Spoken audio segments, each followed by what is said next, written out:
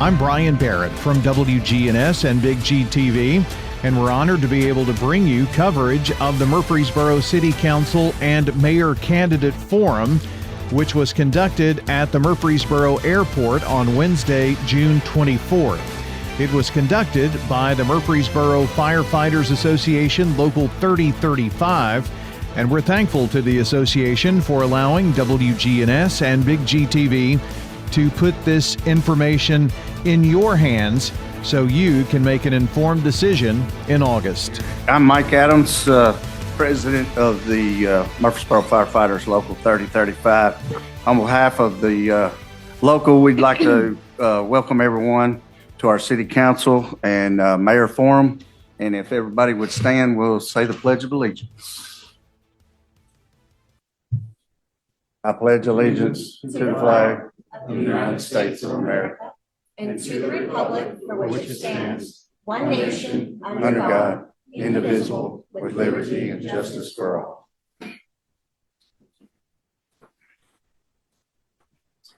all. We have a few guests that I'd like to recognize.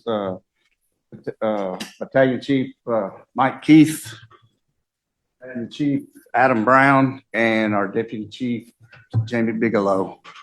Appreciate you guys being here.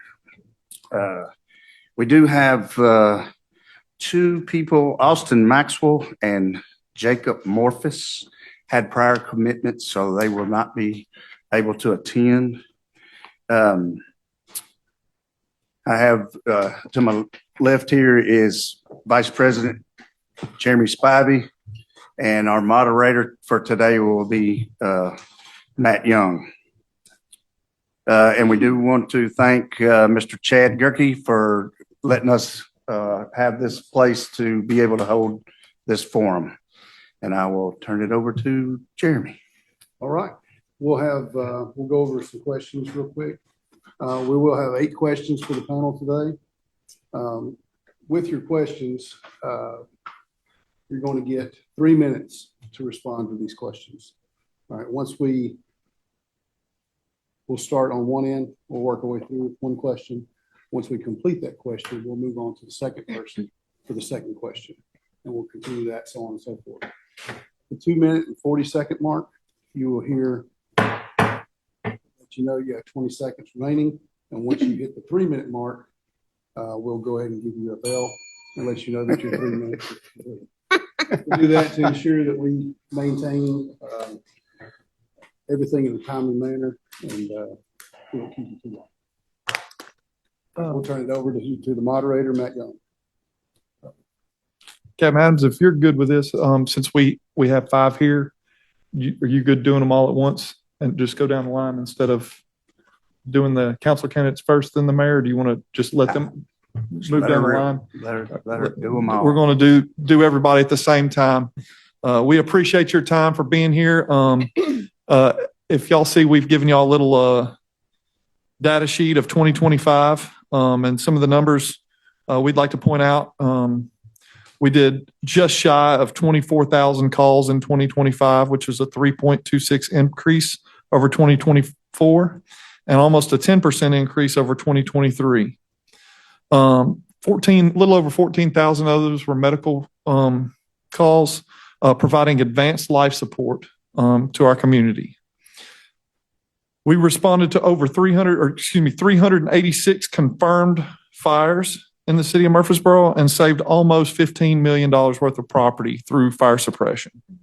We operate 11 fire stations with 2 additional stations that are currently in the planning to support the continued growth of our community.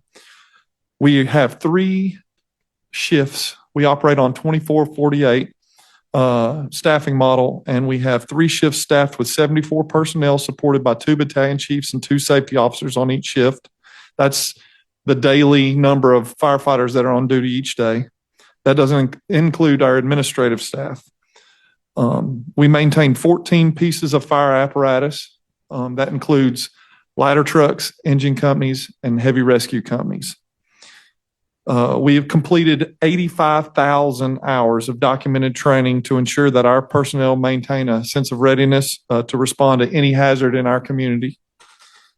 Some of the technology and innovation our department has done in this last year, we've established a fully staffed 24/7 unmanned aerial operations systems drone team. We can get a drone in the air anywhere in the city of Murfreesboro within 10 minutes. We have close to 40 Part 107 drone pilots that are spread across the city across all three shifts, which is really huge. It helps our ability to locate lost people, help out on fireground operations, hazardous materials response, and aerial reconnaissance, and real-time situational awareness. We can also share this data and help and work and partner with Murfreesboro Police and give them information as needed as well. We have several special operations capabilities, including swift water rescue, rope rescue, confined space rescue, structural and trench collapse, hazardous materials response. And in that, we've been a regional partner and been able to respond to natural disasters across the Southeast and across the country, including the East Tennessee wildfires that hit Gatlinburg, East Tennessee flooding during Hurricane Helena. We've responded to South Carolina, Louisiana, Texas, and also I was reminded we also responded to Florida as well for various hurricanes and disasters. This last year, the Murfreesboro Fire Department redefined its vision statement to look into the future. And this is one thing that I'm really proud to see. It's a lot better reflection of the men and women that serve our department, and I'm going to read it to you. The Murfreesboro Fire Rescue Department exists to preserve life and property and bring order to chaotic events in an aggressive and professional manner, ensuring hope and trust between our community and organization. That's us in a nutshell. And I just wanted to give y'all a little bit of information. And with that, we will get started. And Ms. Avewater, question number one, please tell us about yourself, your background, and what motivated you to run for Murfreesboro City Council. And hold on one second, let's get a timer ready so we can do this. You got it. I just want to be the one that rings the bell. We're going to donate it to the airport when we're done. So. Okay. Chad will enjoy that too much. All right, go ahead. Okay. Well, thank you for having me this evening. And thank you to the firefighters who are in the room. Hopefully you're not on shift. Is anybody on shift? Oh, yeah. Okay. If you get up and run out of the room, we'll understand why. My name is Jamie Averwater. I serve on the Murfreesboro City Council. I was elected in 2022, which means this is the end of my first term, and I'm seeking re-election for a second term. I originally ran for city council because I was very passionate about our infrastructure and our planning. The mayor appointed me to the planning commission in 2021. I still haven't forgiven him for that. And then I found a passion for planning and for the growth of our city. And it led me to run for city council. What I found after being elected was that I was passionate about a lot of other things, public safety being one of them. I'm going to get through this evening without tears in my eyes as I look at some of you. But in 2023, my family suffered a medical emergency that led me to become very close with some firefighters and to become very passionate about the work that you all do in our community. I have met with you and specifically the three at this table, over things like getting additional equipment that we need for saving lives of our citizens. As we just learned, over half of the calls are for medical emergencies. So I'm very honored to be finishing my first term on the city council and looking forward to serving another one. I think our city council has made great strides over the last 4 years to support our public safety, and I still think there is still work to be done. So thank you for having me this evening. I'm accompanied by my husband. If you all haven't met Alan Brown, I'm not going to look at him if we have to talk about this story. We're raising a 15-year-old named Bryson. Please pray for us. Those teenage hormones are strong. I'm an attorney and a local business owner. I have 21 employees that we have an office off of Medical Center, and we watch just outside our window. The fire trucks go by all day long down Thompson and Medical Center. So I see a lot of the action up from my window, and I'm super excited to be here and answer these questions. Thank you. All right. Mr. Wooden, please tell us about yourself, your background, and what motivated you to run for Murfreesboro City Council. Great. First of all, again, thank you for the opportunity to be here today. And more importantly, thank you to all the members of the Murfreesboro Fire and Rescue Department for the fantastic service and the sacrifices you make every day for the community. My name is Jeff Wooden, and I'm running for Murfreesboro City Council because I believe public service is a privilege, not a right. I also believe local government works best when it listens to residents, plans responsibly for the future, and supports the employees who deliver essential services every day. I bring a unique combination of public safety, emergency management, military, federal, and executive leadership experience. Served 22 years in the Navy, including multiple combat and hostile fire zone deployments, and I was in the Pentagon on September 11, 2001. Just 6 weeks after receiving my EMT certificate, there I was standing shoulder to shoulder, responding to the attacks, working with county fire, EMS, local police, and other agencies that responded as well. That experience reinforced lessons about preparedness, leadership, communication, and service that have stayed with me throughout my career. Throughout my military and federal civilian career, I worked in operational leadership, emergency management, crisis response, intelligence, continuity planning, and national security positions at both the local and national levels. Concurrent with my military and federal civilian career, I served for 19 years as a volunteer EMT and paramedic with Fairfax County Fire and Rescue, and later became a reserve deputy sheriff with the Fairfax County Sheriff's Office. During my time in fire and rescue, I served in operational and leadership roles, including unit officer, training officer, flight medic, and I was a qualified fire and emergency services instructor 1. I regularly instructed and mentored personnel, while I also served on the board of the Fair Oaks Volunteer Fire and Rescue Company. These experiences gave me firsthand exposure to emergency response, shift work, staffing challenges, training requirements, incident command, holdovers, callbacks, overtime demands, and the realities faced by public safety personnel and their families. Professionally, I've led emergency management programs, emergency operations center, emergency communication and coordination centers, done continuity planning efforts, ran exercises, crisis response operations involving local, state, federal, and private sector. Throughout my career, I've worked alongside and led emergency communications personnel. Those experiences gave me a deep appreciation for the critical role communications personnel play in a responder safety, situational awareness, resource coordination, and incident management. Today, with a doctorate in public policy, public administration with a specialization in emergency management, I serve as a faculty member at Middle Tennessee State University. I'm running because Murfreesboro continues to grow rapidly, and growth must be balanced with infrastructure, public safety, fiscal responsibility, transparency, and quality of life. My goal is to bring practical experience, independent judgment, and service-first mindset to the City Council. Thank you. Councilman Harris,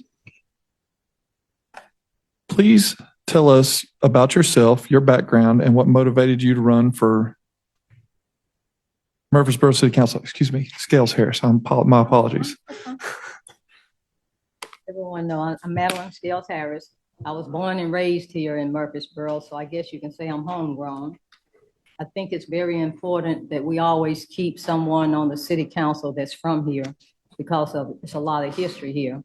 I've gone through so much as a child that it has made me into the person that I am today. I've seen a lot of changes in Murfreesboro growing up. When I was growing up, I could not go in a restaurant and eat because of the color of my skin. I couldn't go to the movies through the front door. I had to go through the back door, and you open the door and there's no lights back there, Coke all on the floor. I drank out of colored only water fountains. These are things you see in the movies, but I actually lived that. I had a man of another color. He was a white guy. When I was little, he came up, cleared his throat, and spit in my face. And that was the most awful thing I can think of. Someone got my dad, and he ran, and he was wiping my face and shaking like a leaf on the tree, and he was red as he could be, tears running down his face, and my mama patting him and calling his name. But he cleaned me up and walked away, which I never understood why. Until the day I left for college, he sat me down and asked me, did I remember that incident? And I told him I did. And he said, well, I had to. And I said, I was so angry with you, Dad, for a long time. He said, well, I had to make a split decision on my life. If I had gone after the man, I would have killed him. And I would either be in jail or dead. He said, but I chose this moment to see you go to college, to see you hopefully married and having my grandchildren. So I learned a lot from that. In the April of 1964, that changed my life forever. My dad was elected to the Murfreesboro City Council. He was the first African-American elected in the entire South at large since Reconstruction. And that night, we had crosses burning in our yard. We had bricks going through our window, and we had name calls on the phone. And I lived through all of that. And my dad, he served on the city council for 24 years. Part of that was vice mayor. And he got really upset at a meeting and came home and dropped as he walked in the door with a massive heart attack. And my mom, she ran for one term, and she was the first Black female on the city council. So both of these were big supporters of the schools here in Murfreesboro, and Scales Elementary was named after my family. And service is just in my DNA. It's just in my DNA. I serve God by serving my fellow man, is what he said. So I am a servant of God. In my years of service, I hope they are proven to be fair. I hope I have been honest and a fighter for the people. I need to work on my patience, but it's getting there. I was motivated and learned to be the best I can be on the council because I was trained by the best, my parents, and they never let us falter. My mom died of cancer, and on her deathbed, 2 weeks before she died, I was sitting with her, and she handed me a poem, and it was entitled "Don't Quit" by Edgar Quest, and she had highlighted, "Rest if you must, but don't you quit." So I'm here to tell you I'm not going to quit. If you continue to elect me, I'm going to continue to fight for you. Thank you, Ms. Scales Harris. We're going to go on to our mayor candidates, and we're going to ask the exact same question. Mr. Bennett, please tell us about yourself, your background, and what motivated you to run for Murfreesboro City Council, or excuse me, Murfreesboro Mayor. Thank you guys for having us here. I really appreciate the opportunity to share some ideas and be able to share these with the community. My name is Nathan Bennett. I've been in education for the past 24 years, sometimes at the community college level, sometimes and most of the high school level. I teach math, I teach English sometimes, teach Spanish, just depends on what school I'm at. Most recently, I'm at Blackman High School teaching math.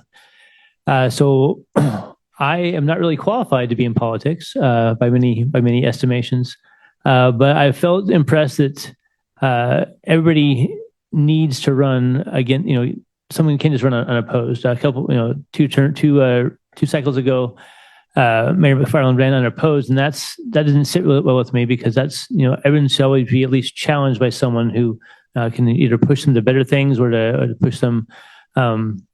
Get someone who's better in the spot. So I'm here. I ran 4 years ago. I did okay. I got 2,000 votes. Not too bad.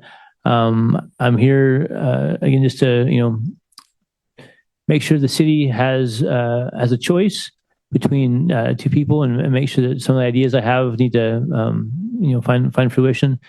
I believe that we are growing at an exponential rate, and that needs to slow a little bit so we can kind of absorb some of that growth and kind of make sure that we're doing it smartly. I'm really happy the city council adopted impact fees last year. I've come from places that's just a common thing. That's how we do things, and I was surprised to come to a city that doesn't know how to do impact fees. So that's something I was really happy that they did. But we're still at the beginning stages. I think we can do more to make sure that we grow smartly. I think the developers a lot of times are taking advantage of Murfreesboro when we're not really holding them to task. We're not really making sure that they do what they need to do. So that's part of the reason I'm running is to make sure that we're all in this together. Developers should not get a free ride on that, and should be, we are the citizens of the city.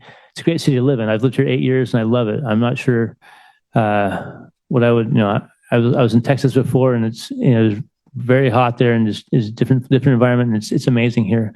Right south of Nashville, right close to the country. It's just a pretty place to be, and I'm grateful to be here. And I just think that in order to keep Murfreesboro the same amazing place to live, we need to do it smartly. So that's kind of why I'm running, to make sure that we do things going forward that we're in a good place in 10 years to come. Thank you. Thank you. Mayor McFarland, please tell us about yourself, your background, and what motivated you to run for Murfreesboro mayor. I moved to Murfreesboro in 1992 with my twin brother to go to MTSU. We were the first of our family to go to college, and Dad taught auto mechanics back in Monteagle. So came from a really small town, and moving to Murfreesboro in 1992 was like moving to New York City. If you were moving from Murfreesboro, we didn't have a stoplight. Well, we had a stoplight in Monteagle, but someone shot it out with a shotgun. So coming to Murfreesboro was a big change. And so when I moved here, we had 35,000 residents. Rutherford Boulevard had just been built. And you fast forward 30 plus years and you look at the roads that have been built in Murfreesboro and the growth that we have, like Mr. Bennett moving here 8 years ago, we've had a lot of people who've moved to Murfreesboro. And so a lot of the things that we've done, at least in my term over the last 12 years, is figure out how we handle the people who are moving here. And I think part of that would be regardless if anything's been built or not. You all have seen that in the calls that you've run. You know, we didn't have on our city bingo card a pandemic in 2020, and y'all handled that amazingly. But what we have seen is so many people have moved from the West Coast and the East Coast, and they moved to Murfreesboro. And as much as we don't like the growth, that's the country we live in, you know. So just like somebody from Monteagle can move to Murfreesboro, there's a lot of people who've moved here from other areas. And so I think the thing that I have learned over the last 12 years, I was jotting notes. I've worked with 5 city managers, Mr. Haley, Mr. Lyons, Mr. Crumley, Mr. Tyndall, and Mr. Gore. And I think what a lot of people and what I have learned as mayor, a lot of people don't understand that we all have a chain of command that we have to go through. And what I have learned, and I think I'm better now 12 years in than I was 12 years ago, is the right way to be able to accomplish things through a council and manager form of government. And Matt knows this, just like your dad, you didn't go in and tell Mr. Haley you were going to do anything without convincing him to do that. And so I think that's one of the things that I'm proud of as mayor, that, you know, I'm not going to tell you what you want to hear. I'm going to tell you the truth. That we've had lots of tough conversations that sometimes we are able to do things and we're not able to do things. But I don't think anyone can question that the council and the city of Murfreesboro supports our employees. And I wouldn't even say employees, you're our family.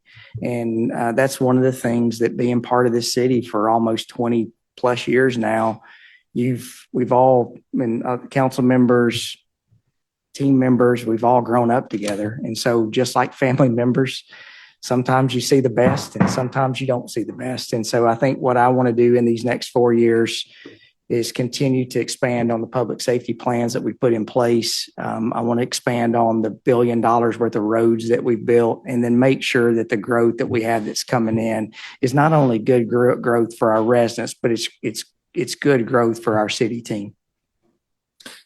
Thank you, Mayor. So we're going to move on to question 2. And this time we're going to slide down, or we're going to start with Mr. Wooden. And then we'll finish up with you, Miss A. Water, when we're done. You'll be the last to answer the question. We're going to kind of move down the line to give everybody somebody else gets the first go. So question number 2 is regarding supporting city employees and public safety personnel. How would you ensure the voices of the Murfreesboro Fire Rescue personnel are heard? Additionally, how would you be an advocate for and represent the interest of all city of Murfreesboro employees while serving in office? Well, as someone who's not currently serving on the city council, I want to acknowledge that I do not have access to the same level of information available to incumbents or department leadership. But what I do have is a lifetime of experience working in and around public safety organizations. When elected, I will make it a priority to hear directly from the fire and rescue department personnel, not only through formal briefings, but also through station visits, discussions with association leadership, regular engagements with frontline employees. I truly believe the people closest to the work often understand the challenges and opportunities long before they appear in reports or budget presentations. Having spent nearly 2 decades in fire and EMS service, I understand public safety culture because I lived it. I understand mandatory holdovers, callbacks, staffing shortages, overtime demands, continuing education requirements, promotional process, and the physical and emotional strain public safety work places on both families and employees.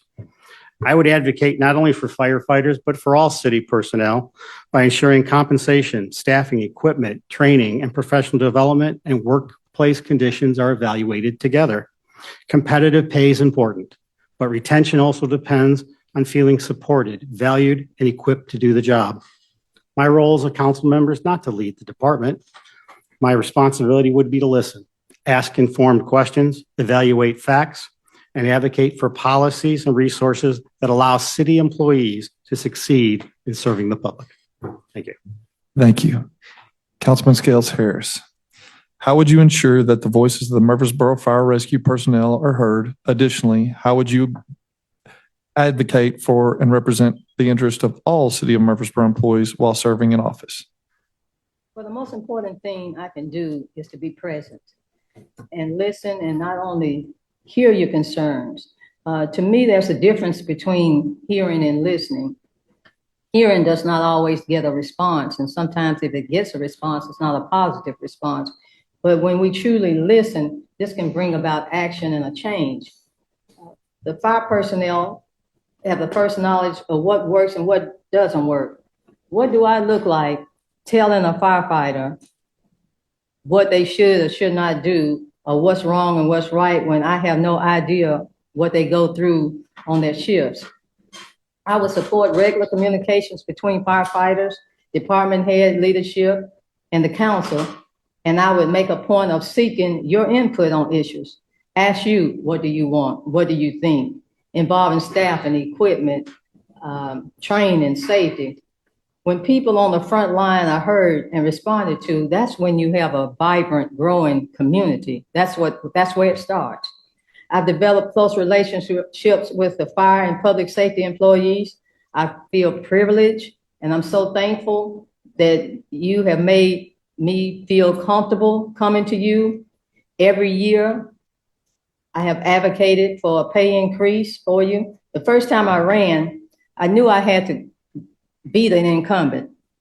And so I had to get busy talking to employees. So I went to every fire station and I asked you, what is the number one thing that you want? And every fire station responded with a pay increase. Said you hadn't had a raise in a few years.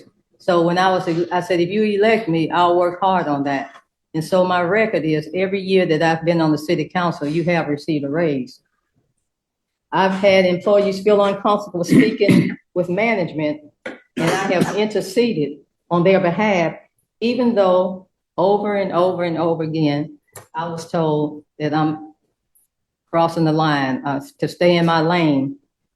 And that's not my job, but they know I'm still gonna keep coming and keep responding because of the love and the respect I have for all of the employees. I realize that they are the fuel that keeps our city going. You all are our fuel. You keep our city going. You make us look good. You make the city look good by your presence, by your expertise, by your knowledge. And for that, I'm grateful. I realize here again that you're the fuel that keeps us going on a day-to-day basis. So I ask myself a lot of times, why cut off or injure the hand that feeds you? I'm a people person. And I'm extremely passionate when it comes to you all, and I vow to keep the lines of communication open always between us. Thank you. Mr. Bennett, how will you ensure the voices of the Murfreesboro Fire Rescue personnel are heard? Additionally, how would you advocate for and represent the interest of all City of Murfreesboro employees while serving in office?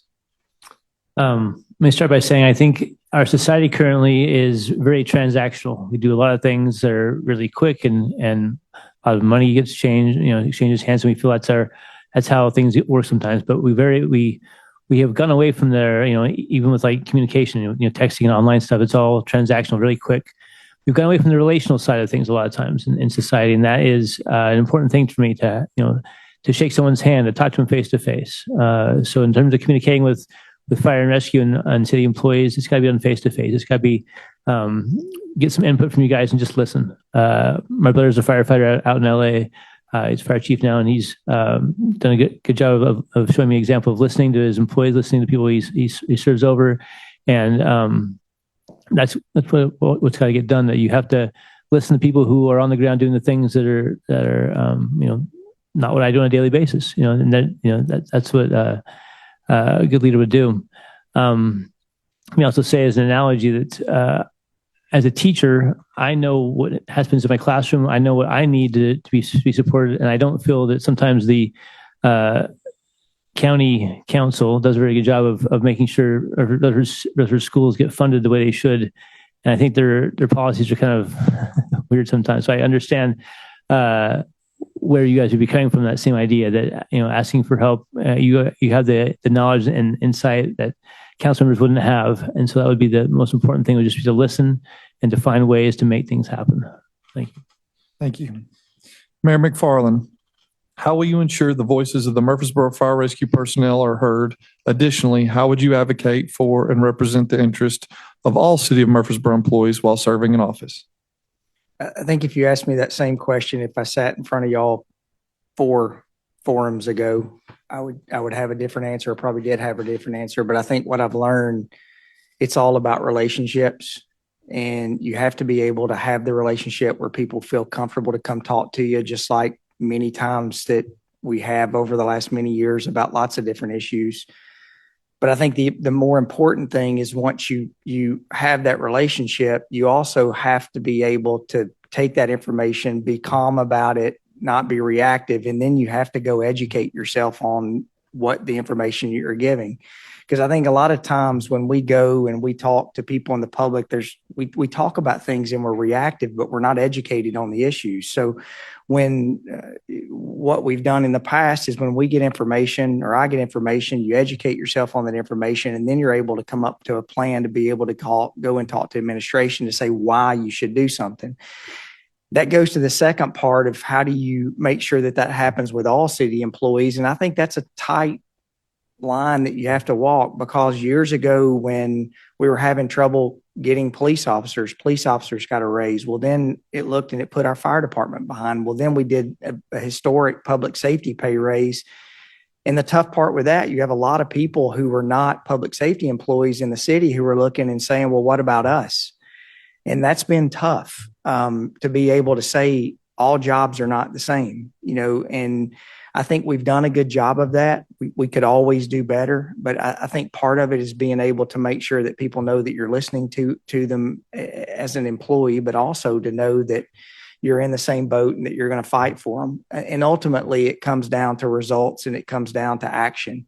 And I think the city council has had a really good track record over the last many years of not just saying we're going to do something, we've done it. And that's something I'm proud of. And respectfully, the council doesn't fund the county school system. I think that's something that we all continue to work on, that we have to see that education and public safety and transportation are 3 top priorities that we have in our city. And it's something that we have to continue to work on. Thank you, Mayor. All right, now we're going to go on to question number 3. Sorry. I'm so sorry. This is getting me messed up. Don't make me tell your wife. Yeah, please don't. I'm already in enough trouble. All right, Councilman Haberwater, how will you ensure that the voices of the Murfreesboro Fire and Rescue personnel are heard? Additionally, how will you advocate for and represent the interest of all City of Murfreesboro employees while serving in office? Thank you. Well, first, I will make sure that the AC in all of the fire halls is as good as it is in this building today, because I'm freezing. But I will stand by the fact that I am in constant communication with the wonderful men and women of our fire department. In fact, I flipped back through my handy dandy notebook here, and I've only had this for 3 months this quarter, and I have 5 pages of notes regarding the Murfreesboro Fire Rescue Department from my multiple meetings with the lovely gentleman from the union that represents you all so well, to our city manager, and from conversations we've had up at City Council. We know that we did a raise a couple of years ago. Everyone was really happy about that. But we know that we got to that raise because we failed. We had to do such a significant raise because we have failed for years to keep up with the other counties and the cities around us. And we know that's what caused us to need such a drastic raise for you guys. And when you came to the city council and came to the members, it worked. You came to us, you sat down with us and you said, look at our retention. Look how low it is. Look at the amount of people that are coming here and getting trained by us, and then they're leaving. And they're going to Metro where they're making $18,000 more a year. And here's the pay scale. And first of all, I run a small business. I don't have a pay scale like you guys have. And I've really had to learn, Fire 8 and, all these different things, these different levels, which has been really fascinating. But, comparing the apples to apples and seeing that our public safety officers weren't being compensated fairly was huge. And I think I speak for everyone on the city council where that was big. That was a big moment for us. It was really eye-opening.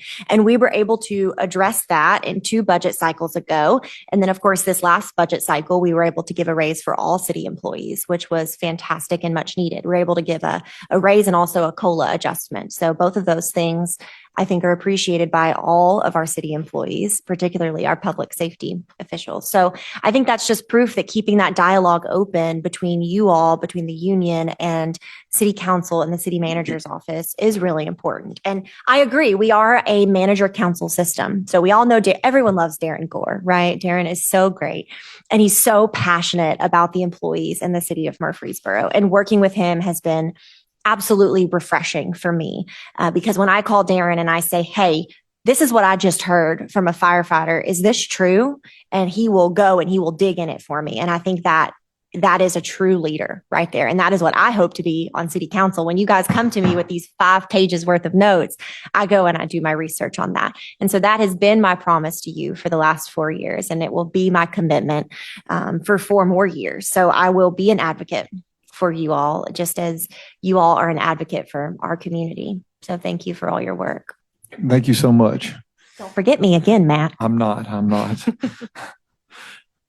All right, we're going to move on to question number 3. Councilwoman Scales Harris, the city has made significant investments in public safety compensation and benefits in recent years. If elected, what actions would you take to ensure firefighter and public safety pay and benefits remain competitive with comparable communities? Okay, I would support regular surveys with similar cities and not necessarily doing exactly what they do, but sometimes we can get ideas and sometimes what they are doing is better than what we do. I would pay attention to our recruitment and retention data, which a few years ago wasn't too good, but I understand it's better now. Make sure we're hearing directly from you all, the firefighters. We need to hear directly from you. If you want to attract and keep the best people, we have to remain competitive. And when it comes to compensation and benefits, I realize our budget is so delicate. I realize that, and we have to juggle so many things as we work with the budget. But being an employee, I would feel too, they can do more, and we probably can. But we are controlled a lot of times by the data that comes out. A disadvantage you as an employee have is you don't always know the budget and we don't always understand it. And before I got on the council, I was that same way. I didn't know it, I didn't understand it, but when I got down into what makes up a budget, I can understand it better. I realized that money isn't everything, but it's a necessity. And you would be surprised that when it comes down to the bottom line, your day-to-day contact with the public, it goes a long way. I think it's really nice when I don't know if you all still equip your cars with little toys or stuffed animals for little children, but I was doing a ride along and we went to a house and there was 2 little girls and they were in a domestic, the parents was in a terrible situation and the firefighter gave them a little bear, a little toy, and those little girls were so happy. It's not always about the job itself. It's you putting yourself in the job. I want to personally thank each and every one of you for taking such good care of me through my illness. I mean, you've been to me so many times. I mean, your truck can probably go to my house without being driven. The professionalism that, it was, I know one time I can remember, I really thought I was going to die. I mean, it was bad. And just your professionalism, and you all have this spiritual insight to where you can just calm people down just by saying something to them or just touching them on the arm. I mean, these are the things that you can't pay people for, the compassion you have for people. I want to put our public safety, I would put our, and will put our public safety people above not anybody in the state, the country, but I'll put you all up against anybody in the world. Because I guarantee you we would come out on top. Why? Why do you think you all are so good? Because when people are respected, we try to respect you. When you're listened to and you're knowledgeable, your work reflects that. And I just want to thank you for the great job, that you do on a day-to-day basis. Thank you. Thank you. Mr. Bennett, the city has made significant investments in public safety compensation and benefits in recent years. If elected, what actions would you take to ensure firefighter and public safety pay and benefits remain competitive with comparable communities? So let me make an analogy. So the Rutherford County School Board does a really good job of letting us know as employees how much money we're going to make year to year. There's a pay scale. It goes from first year all the way to year 30. There's differences for master's degrees, doctorate degrees. And so, going in, anytime you can kind of figure out where your pay scale is, right? I would basically make that same kind of thing available for city employees. So there's a pay scale, where you're at, where you fall on the pay scale. And based on where you're at, fireman 1, fireman 2, EMT, whatever, you have a idea of what you're going to make year to year. And like the city council has done a really good job of making sure that pay raise happens. Every year I get the Rutherford County School Board does a really good job of making sure we get a pay raise. And I would do the same thing, making sure there's an annual review and an annual, find money in the budget and make sure it's a pay raise. Because people need that. They put in hard work and they're getting more experience. And so, getting paid for your efforts. The question is, where does the money come from? And like I said before in my opening statements, that developers are not doing a very good job of making sure that we are they're taking care of the other parts of the city. So there's ways the city can save money in other places and make sure other people pay for those things to have the city council have money for the employees. The employees are the backbone of the whole operation, right? You don't pay. You're not going to fund buildings or other things. You're going to fund the people who are here. That's what matters. And that as people feel valued and know they matter, know they're part of the city, they'll want to stay here. I also want to continue to make. I guess I'm going to continue, but to have the city stand for something bigger than what it is. This is not just a job. You're not just here to be a fireman or be a city employee. You're here to Murfreesboro matters. This is an important city to live in, and to kind of take pride in that work, and to not just think of it as a paycheck, but think of you're here to make a difference. Like Ms. Scalehouse was saying, that you guys the compassion is amazing. That's what firefighters do. They make a difference in the community. I want all city employees to feel that same kind of pride. And so, making sure the pay scale is on point, and making sure that you guys feel valued, being priorities for me as mayor. Thank you.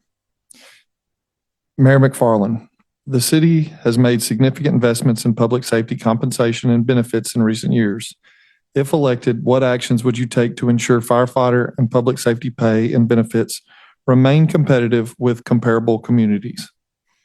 I think this will be the toughest challenge that the city council is going to have over the next 4 years. As I was driving in, I was talking to a police officer, and THP just gave a 10% raise. So they use the taxpayer money we give the state to give raises higher than any municipalities are given. And that's a concern. And so I think what we have to do is we look at overall, just like what we did 2 or 3 years ago, and say, in Murfreesboro, it's time for us to quit consistently looking at what everybody else pays. We need to lead. We need to see that, in what I think we're seeing now, Nashville is the elephant in the room, that they've had a 36% tax increase in 2020, a 26% tax increase in 2025. So there is some funding issues that they have that we don't have. But at the same time, comparing Murfreesboro and Nashville is not the same. So I think as a city our size, we need to lead and say, this is what we can do. And I think we had gotten behind a couple of years ago. You guys gave the data to us. The process worked exactly the way it was supposed to work. And we were able as a council to go and fight through that process to create and update our pay scale plan that we do have in place, where you do know what you're going to make over a 15 or 17 year period. That we look and say, there's been a lot of debate on that pay scale plan. And I think that there will be more debate on, do we drop steps? Do we add steps? Do we decrease the time of that? But some of that is going to have to be through smart budgeting on how we do that. And I think that's one of the things where I probably have switched. I think we can build the nicest buildings. We can buy the best equipment. But if we don't fund the people who are using those every day, it doesn't matter. And so I think that's something that the council has committed to. I mean, our pay increase over the last 5 years, a firefighter, paramedic, it's 50%, 56% more than it was 5 years ago. And so I think if we can look back 5 years from now and say that we were able to continue that trend, that we're 50% higher 5 years from now than we were I think that's a win. And I feel certain that we can look at where we are budgeting wise and be able to accomplish that. At the same time, we also have to look at what's coming in the future with the new people that you're going to bring on, and make sure that we keep the people here to train the new people that are coming into our department, to let them know who we are and what this city's about. So I think that's something that's going to be extremely important moving forward. Thank you. All right. Councilwoman Overwater, the city has made significant investments in public safety compensation and benefits in recent years. If elected, what actions would you take to ensure firefighter and public safety pay and benefits remain competitive with comparable communities? Yeah, I mean, I echo everything that the mayor said. As far as statistically speaking, we've come a really long way in the last 4 to 5 years. We know we're not there yet. There's still about that $15,000 pay difference between us and Metro. But I do think there are other things besides just monetary compensation that we need to be sure we're working on at the city. You know, training hours are so important, allowing you all to have that opportunity to get the extra certifications to move to the next pay level, which Mr. Spivey has taught me so much about. Thank you for that. But moving to that additional pay level is going to help increase the income for every single member of the Murfreesboro Fire Rescue Department. So I want to make sure that we're offering those opportunities. I'm a really big fan of the 2472. We're currently not on that. We know that a lot of other surrounding areas are. After talking with many members of the fire department, I see how the 2448 schedule is exhausting. I mean, you work 24 hours on, and then you go home to your families. And for the men in the room, I'm sure your wives have chores for you, you know? Yeah, you laugh because it's true, right?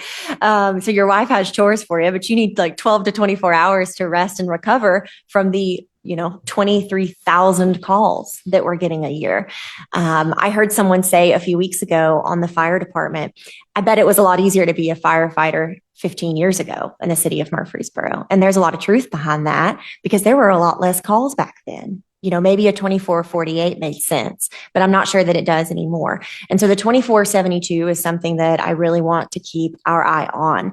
It may not be a monetary change, but it is something that can affect your life and your mental health and your family's health. We want to keep families together. And I learned recently that the divorce rate for firefighters is actually very high. Well, all public safety officials, actually.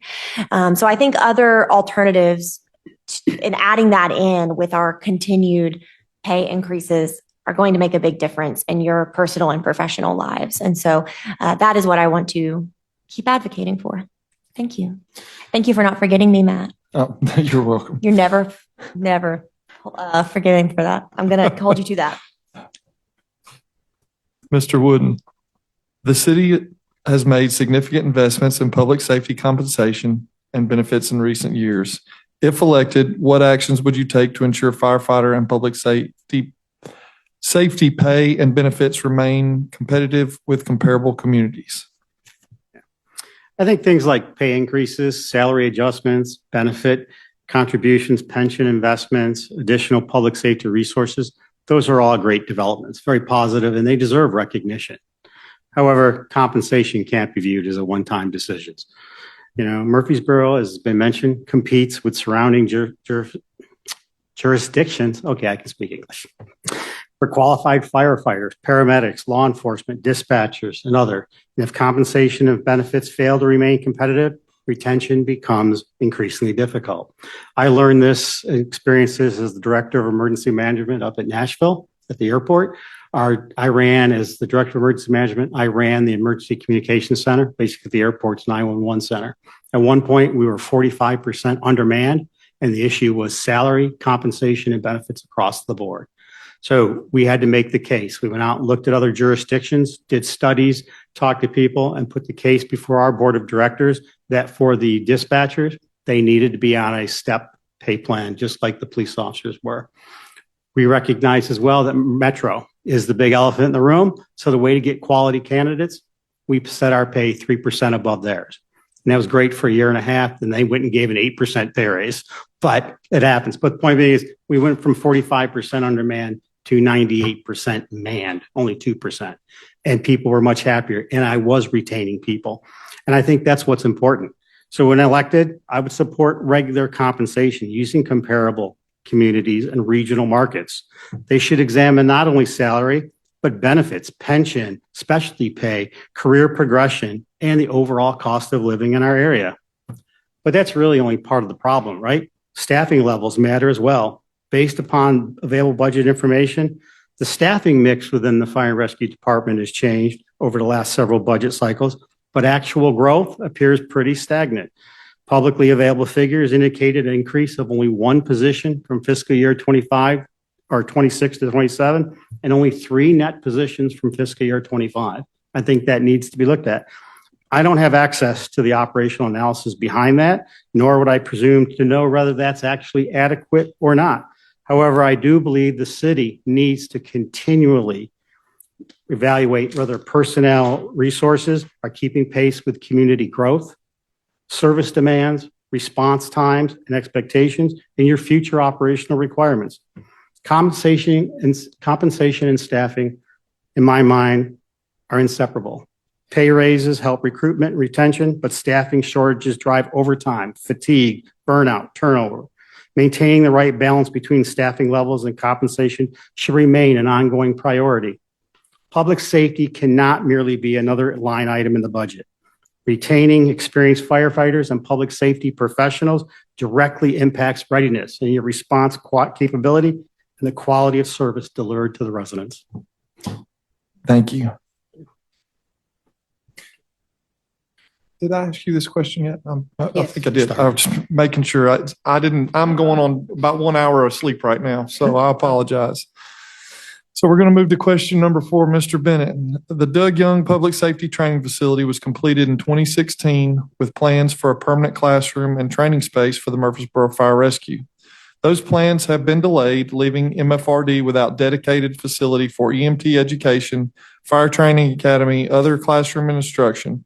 If elected, what would be your proposal to address this need?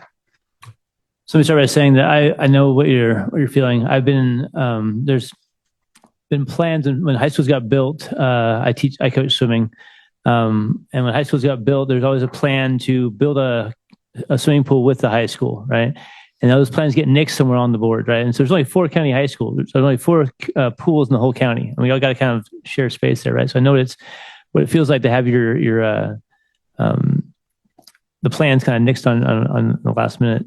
So let me say that the city council made a bad decision at the time to not go forward with that with the funding and the building of the facility, or not complete the classrooms in that area there. Once you make a promise to build something, you got to go forward and build that. It's part of the deal. There are other funding sources they could have found to spend the money they had to reallocate for other things, and one of that is, like I said before, is we're a growing city, and I think part of that money that they allocated for the Doug Young facility was to pay for some things on the west side of town. That's where developers come in. They were, coming in and taking advantage of our awesome city to live in. They should have paid a little bit more of their fair share, let the city pay a little less, and we could have funded that thing, and it's been up and running 10 years ago. So that's what I was, going forward, the same kind of idea. If people are going to come in and take advantage of our city and build things, they've got to pay their fair share. Don't just build a house and then move on. Build a school, build a firehouse, right? Places I've come before, places I've lived in before, that's how it happens. It's just common knowledge that you come in as a developer, you have to build not just the house you're developing, not just those areas, but the things that people in that area are going to use: roads, schools, firehouses. That's part of the deal, right? That's all. And so I'm grateful the city council got on board last year and started doing fees for developers. That said, it happened a long time ago. And going forward, those same kind of things are going to happen. That with the budget, you need people who are in the city, paying for those things that the city council can allocate other funds for the needs of the city employees and for the needs for the city. Thank you. Mayor McFarland, the Doug Young Public Safety Training Facility was completed in 2016 with plans for permanent classroom and training space for Murfreesboro Fire Rescue. Those plans have since been delayed, leaving MFRD without a dedicated facility for EMT education, fire training academy, and other classroom instruction. If elected, what would be your proposal to address this need? Yeah, I think this is one of those tougher decisions or tougher things. It's, training facilities are super important. Y'all know that we didn't renew the lease with MTSU, and we're using that space as a training facility now, as much as we can. But the council never made a promise to build a facility. Many of y'all know we have a capital improvement plan and we budget those things, and we try to accomplish that. The 10,000 square foot building, I believe the number, it came back at $21.5 million, $2,500 a square foot to build the building. And so part of that, I think, was who was in charge of designing that at the time. I'm not going to mention any names, but then we've pared it down to 10,000 square feet, and it's at $10 million. And I think that's right. No, 5,000 square feet, and it's at $10 million. So I think the plan that the city is trying to put in place, we've acquired property on Broad Street that the city manager has let all of us know that they're putting funding in the budget to be able to renovate, much like what we've done at the new headquarters space, that we were able to buy a existing building, renovate that, make it a nice facility. And I think we saved almost $9 million in taxpayer dollars. So I think there is going to be something that will be coming along. But at the same time, I think we have to be, I don't think any of y'all would want a $21 million training facility that would end up running about $3 million a year in debt service. And then us tell you that we can't afford to do all the other things that we need to do as a city. So I think we need to be cautious in how we proceed with that. I think the best way to do that is to do something economical. And then once that 2031 timeframe comes out that we can build a true facility, I think that'll be the step that we will move forward.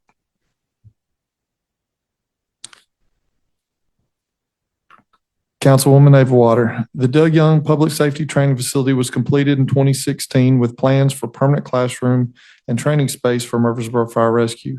Those plans have since been delayed, leaving MFRD without a dedicated facility for EMT education, fire training, and other classroom instruction. If elected, what will be your proposal to address this need? Yeah, I completely agree with the mayor. At our most recent council retreat in October, we had a lot of discussions about making sure that proper training facilities are in our CIP. And I also echo what the mayor said is, unfortunately, we experienced over the last 10 years, the price of building anything skyrocketed. So it's not just the Doug Young training facility, it's a new school too. Building a school now is $80 million.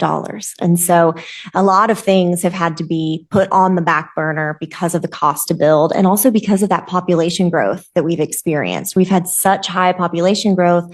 We've had to, shift around our list of priorities, even when it hurts. And it hurts me.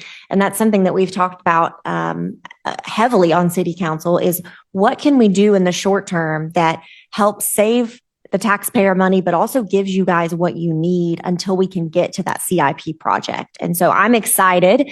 Hopefully, I wouldn't say the cost to build anything is coming down, but at least it's stabilizing a little bit.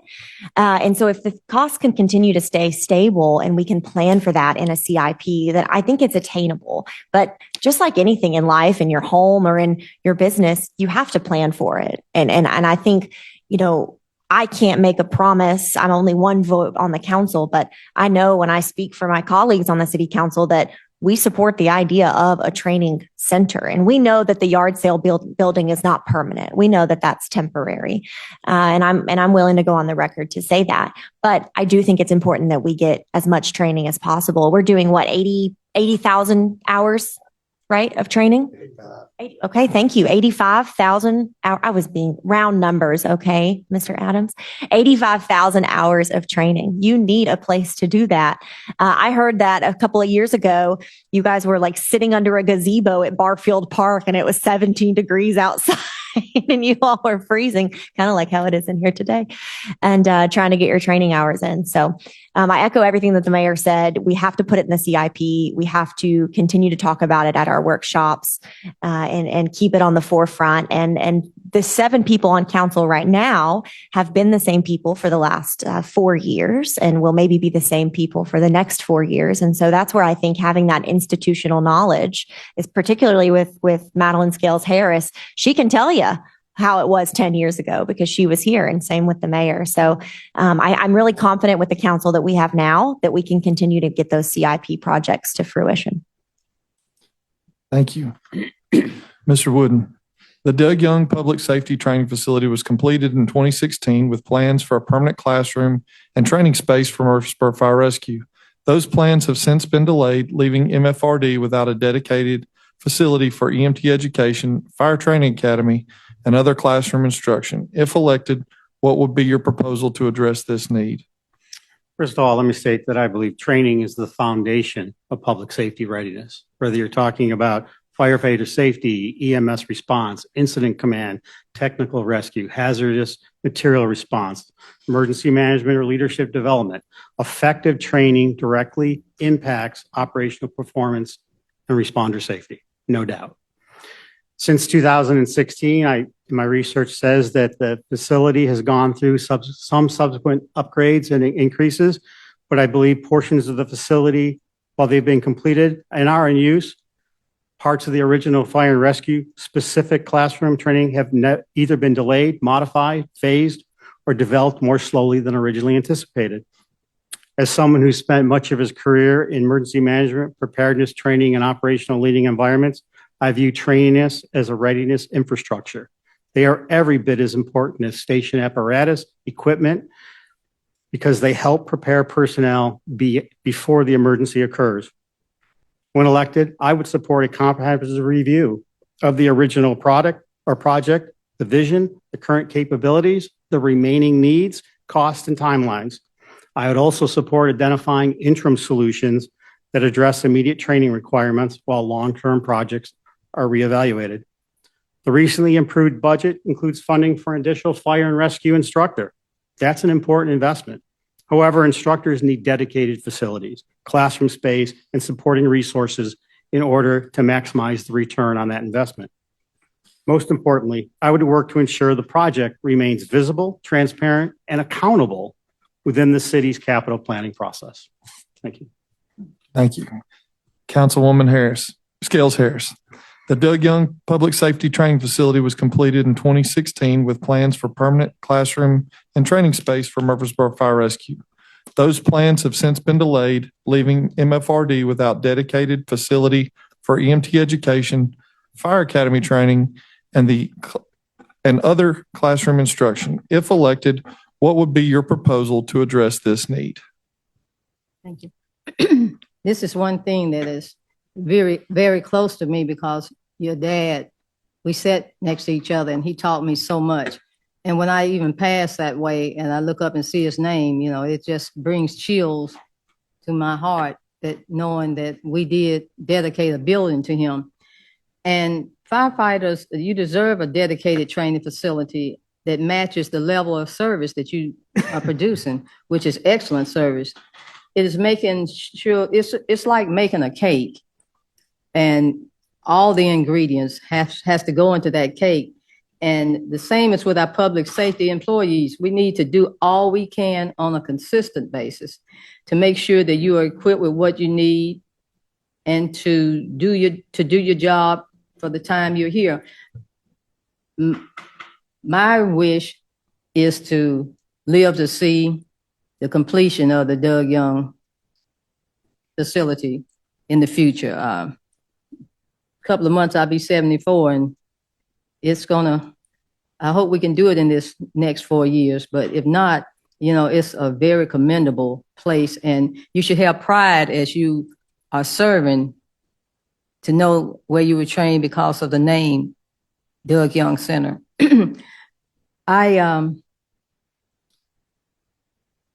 We are not leaving you. This is not what you want to hear, I know, but we're not leaving you all just hanging. We do have plans, and with plans, it's a disadvantage because planning takes time. But we are working on some things. You will be using the yard sale building, and it's huge. And so it'll be fixed up nice, but you still will be getting the proper training, but not necessarily right now at the center. I would support developing a clear funding and construction timeline, identifying what's causing the delays and making sure that the training center is a priority in our capital improvement plan. Training is a positive investment in your firefighters' safety and the safety of the entire community. So trust me, you're going to get the best training. It may not be where you want to get it, but eventually it's going to be where you want to get it. But it just takes time. And one of my pet peeves is patience. I don't have a lot of patience, and I can understand when you really, really want something, your patience grows into anxiety, and that's not good. But one thing I would like to see us train in, and I don't know if we can train in this particular subject in the future, is training mental health. Have some mental health training. You can say what you want to say, but everybody in this room, if not now, later, is going to need some mental health training. And I'd love to see something like that take off in the Doug Young Center in the future. Thank you, Councilwoman Scales Harris. All right, we're going to move on to question number 5, and we're going to start off with Mayor McFarland. What do you believe are the most significant challenges currently facing the Murfreesboro Fire Rescue providing the highest level of service to our community? I think from a challenge standpoint, compensation will continue to be something that we work through. Funding will be something that we work through. I mean, we're counting all of our funds this year. We're close to a $750 million budget. Not had a tax increase. Well, we had one tax increase in 30 years. I don't know how long we can do that. But I think if we look in the not just current, but what's in the future, if I had to say the one thing that I think that sticks out that's going to be the most challenging thing is the amount of retirements that we will have over the next 2 to 4 years. And I don't think that's just in the fire and rescue department. I think that's citywide. And you start looking at the level of institutional talent that we've got that's going to leave. And one of the things I've learned over these years, if we are not training whoever the next person is or the next number of people to be able to take those positions, then we do a disservice. I think there's been multiple times that we can show that necessarily bringing someone that doesn't know the culture of your organization or the people in your organization, it's easy to say, let's always bring someone in from the outside. I can give you multiple examples where that's not been successful in the city. And so I'm not saying that we always do that. But if we're having to bring in someone from the outside to be able to work in our department, we've not done our job in training the next person or the next people to be able to serve our residents. So I think when you look at retirement and on top of that, you look at retention, those are the two things that we're going to have that are going to be an issue. So we can talk about training. We can talk about places to train. We can talk about how they train at other places. Although I would argue that it's hard to criticize the the success that our department's had with our ISO rating and just our overall preparedness, we have to be able to say, look, all those things as facilities are important, but we've got to be able to empower and train our people to be able to carry the tradition that we have as an organization. And that's the best way that we can serve our residents. Thank you, Mayor. Councilwoman Water, what do you believe are the most significant challenges currently facing Murfreesboro Fire Rescue in providing the highest level of service to our community? I believe that the current challenge is response time, and I think it will only continue to get longer and worse if we don't build more fire stations. So Fire Station 11 is the one closest to our house. And it services, as you guys know, I don't have to tell the people in this room that, the area that it services, but the response time to Veterans Parkway is getting longer, right? Thanks to traffic, thanks to infrastructure. And we are the third busiest, right? Fire department in the state. We're the third busiest fire department in the state already.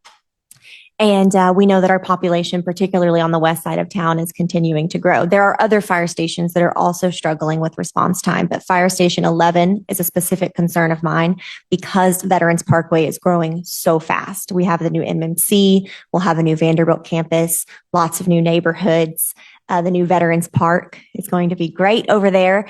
The city council has worked very hard on that, but we have to make sure that the citizens in that side of Murfreesboro are able to get care that they need. Over I think that I did the math earlier. I think 65% of the calls that you all receive are medical.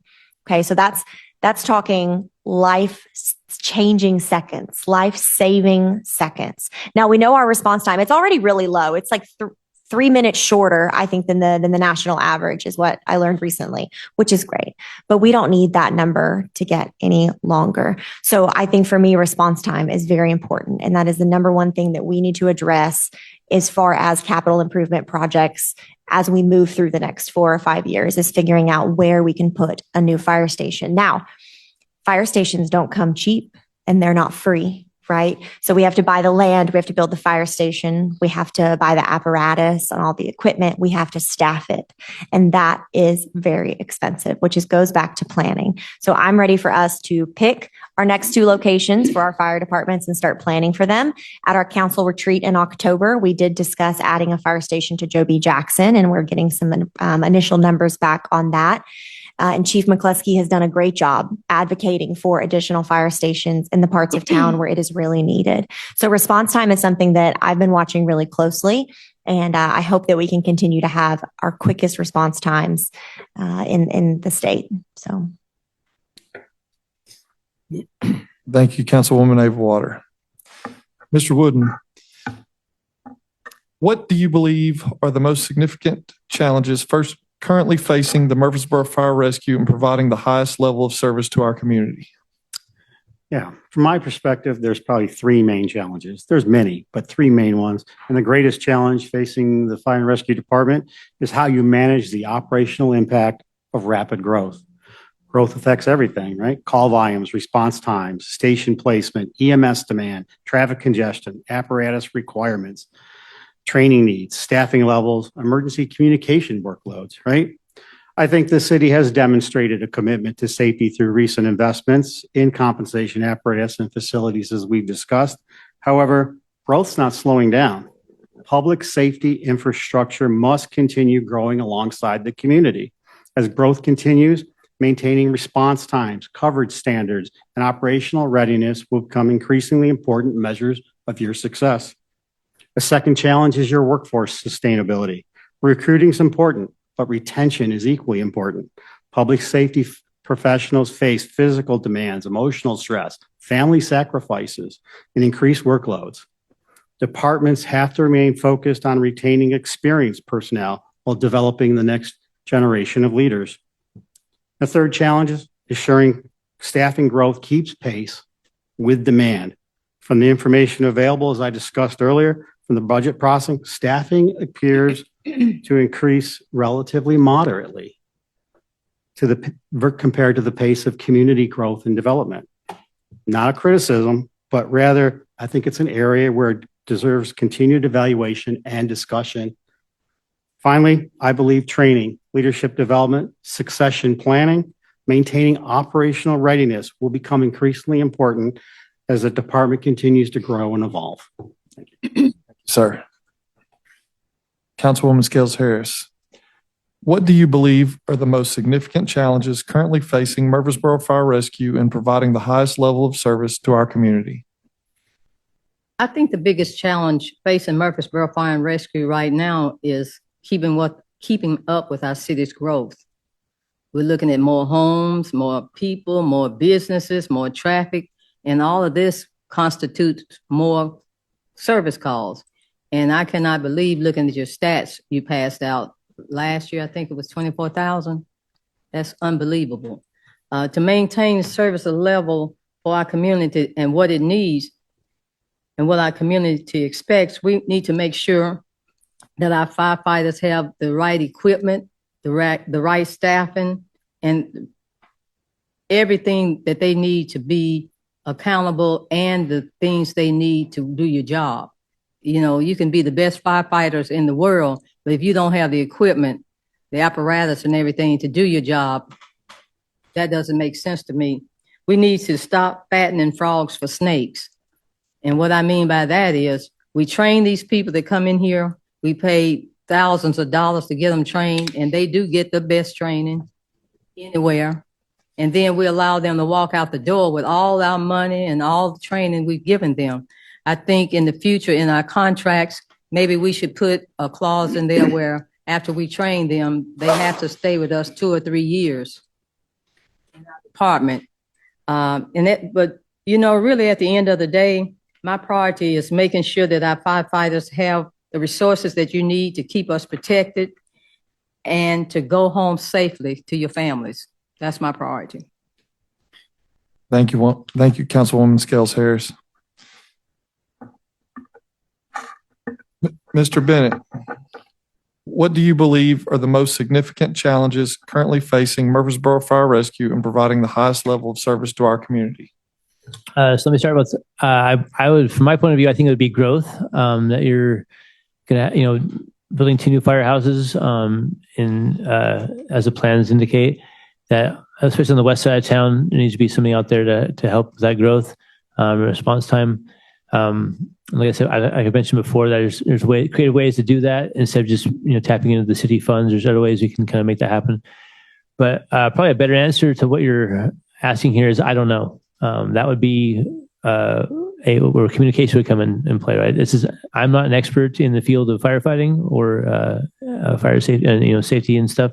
So that'd be communication with the leadership of the fire departments and talking to boots on the ground and people who have firsthand knowledge of those things. That'd be the most important part, is to ask you guys, okay, what is really the biggest concern right now? That's where communication and relationships come in play, because I'm not an expert, but you guys are. And so I would look to you guys for information, insight, and I'd run with those ideas and make them happen.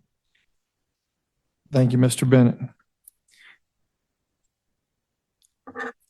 All right, now we're back to Councilwoman Abelwater, I believe, and make sure I'm right. I got you. All right, thank you. All right, now our next question. Over the next 5 to 10 years, what do you believe the greatest challenges facing public safety and how the city should prepare to address them? That's kind of a wordy question. Let me read it because That's okay. Over the next 5 to 10 years, what do you believe will be the greatest challenges facing public safety, not just the fire department, and how the city should prepare to address them? Yeah. I think the short answer is population growth. I think the long answer is the effect that it has on you all as far as burnout and exhaustion. I'm questioned all the time why the men and women in this room choose to do what you do. And I think it's because you love the community. But I think as our population continues to grow and you have more calls every single night than you've ever had before, you're going to be more exhausted. And so burnout is a real concern for me. I think the root cause of that burnout is going to be our population growth. We've seen in Murfreesboro, we've seen a 12% increase in our population since 2020, 12% increase. So if 4 years from now, when I'm up here again, hopefully running for my third term, will our population reach 190,000? I mean, will we do it again? It makes me really wonder. So population growth for me is I think a big challenge for public safety. It's going to pull our firefighters to different locations with less time to rest in between your calls. Our police officers are going to be responding to more motor vehicle accidents than probably ever before. And so I want to make sure that we are preparing for the future of needing to add additional personnel to each of the stations so that you can have some rest in between those calls, because I could not work for 24 hours straight.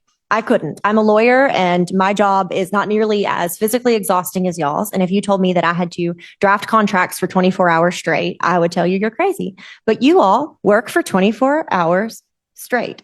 And in fact, a few weeks ago, I was at the Kroger over on Veterans, and I saw some guys, looks like they were preparing for a little barbecue out at Station 11. And I stopped and talked to them and I said, "Whoa, I can't believe you have time to barbecue today." And they said, "Don't jinx it.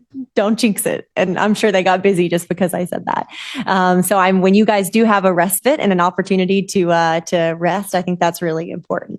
So population growth is going to be a really big one. And I'm fairly certain I know the answer. Station 11 services Del Webb, right? I would think so, based on proximity.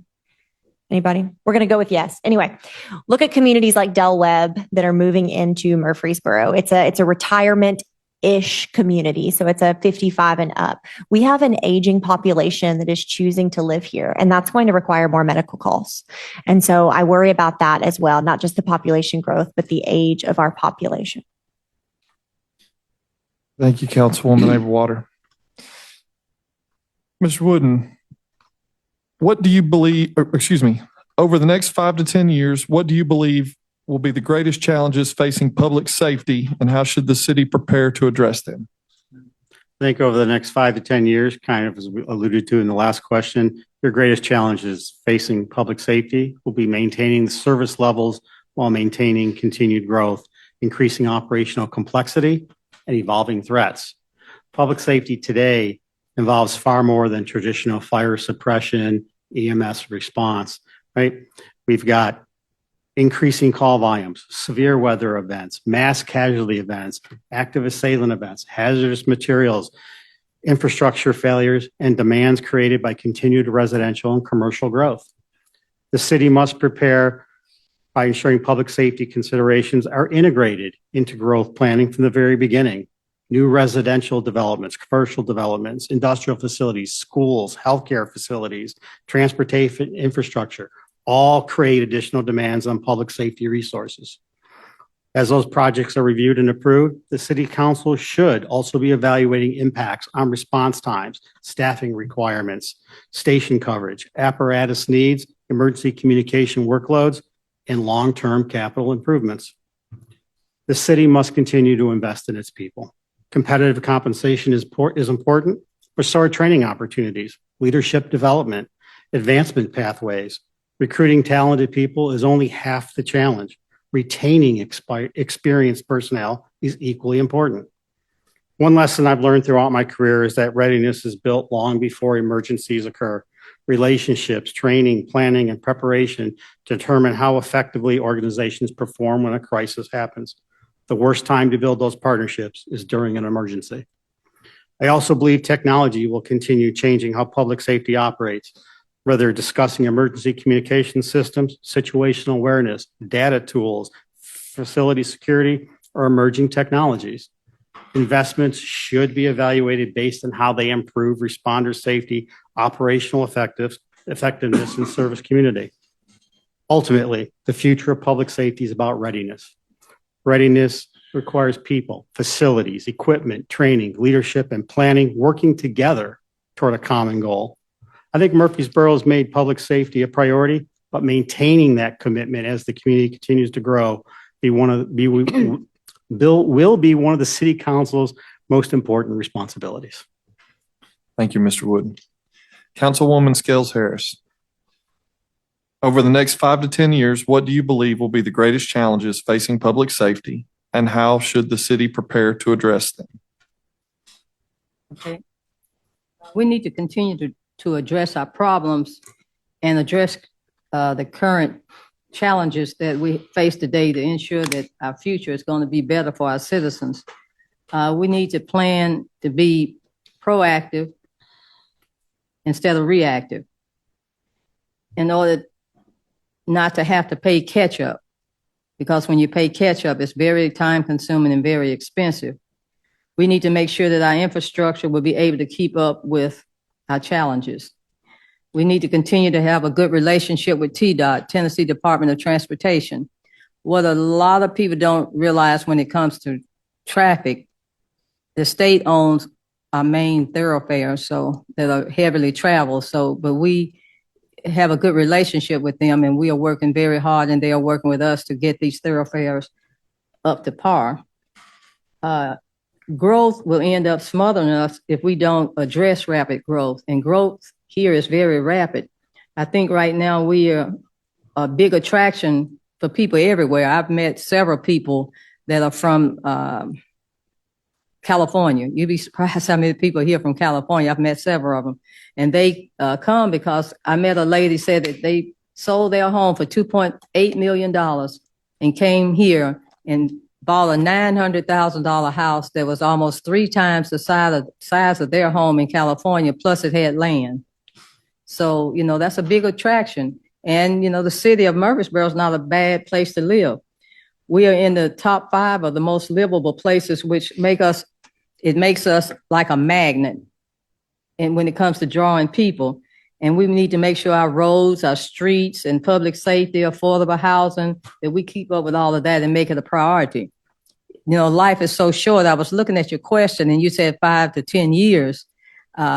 I remember my grandmother used to always say, once you turn 60, your life is like a roll of toilet tissue. The closer you get to the end, the faster time goes.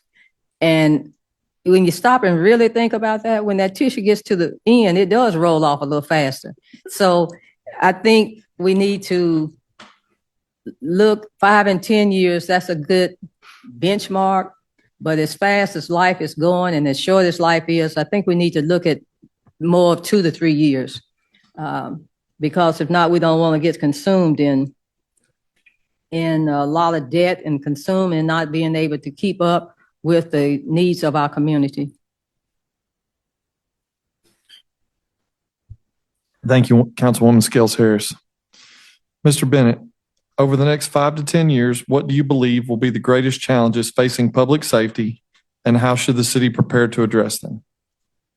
So in some ways, you could answer this question the same way you answered the question before, but I think it's a little bit different because this is the entire public. This is not just what you guys do, but what everybody else does as well. And like I said before, society has become more transactional in our relationships with people. We say hi to people, we say, how you doing? And it's really, really quick sometimes. We don't really get to know people as much. And individual relationships are just as much part of the backbone of public safety as our first responders. If people are nice for each other, you need less response calls, right? People love their neighbors more. They can preventatively take them to seek medical attention before a heart attack or before you guys are needed.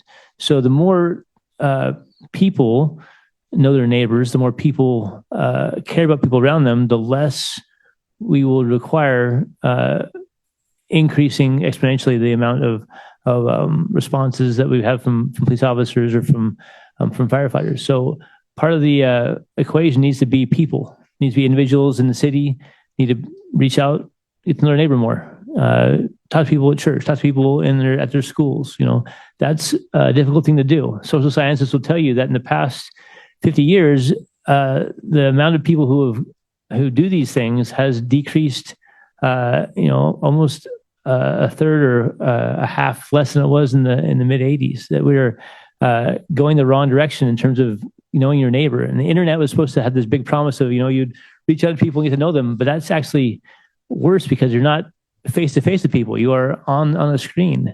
And so the more we can get to know each other more, the more we can talk to people more, build those relationships of trust, the greater the public safety would be, and we would not need to have such a robust, we would need as many people to help out in terms of when things get really bad. So I do believe that society has that potential. I do believe society is also going in a kind of a rough direction right now, that things are not going in a positive direction towards more relationships with people. We're very polarized as a nation in some regards. So I do think it's a little challenging, but the more we kind of focus on that, the more we do that, the better off we'll be.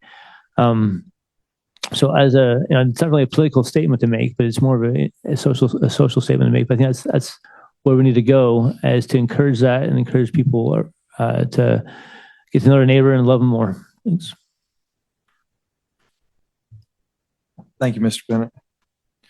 Mayor McFarland, over the next 5 to 10 years, what do you believe will be the